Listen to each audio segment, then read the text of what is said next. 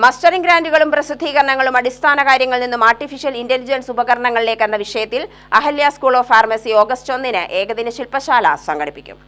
August 1 രാവിലെ 9 മുതൽ Ahalya diabetes hospital ഓഡിറ്റോറിയത്തിൽ പരിപാടി നടക്കും.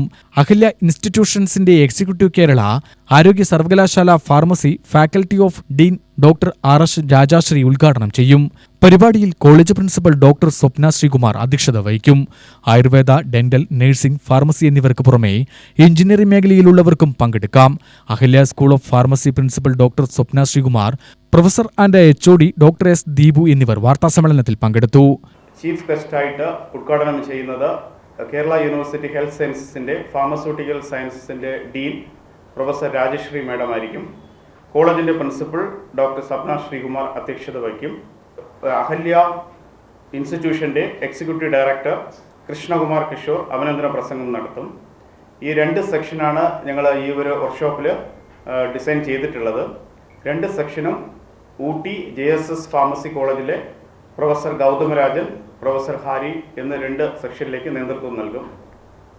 ഗവേഷണ നിരൂപണത്തിലെ അദ്വിതീയ പ്രബോധനങ്ങളുമായി അടിസ്ഥാന അറിവ് ബന്ധിപ്പിച്ചുകൊണ്ട് അധ്യാപകർ, ഗവേഷകർ, ബിരുദാനന്തര ബിരുദ വിദ്യാർത്ഥികൾ എന്നിവരെ ശാക്തീകരിക്കുക എന്നാണ് വർക്ക്ഷോപ്പിൽ ലക്ഷ്യം.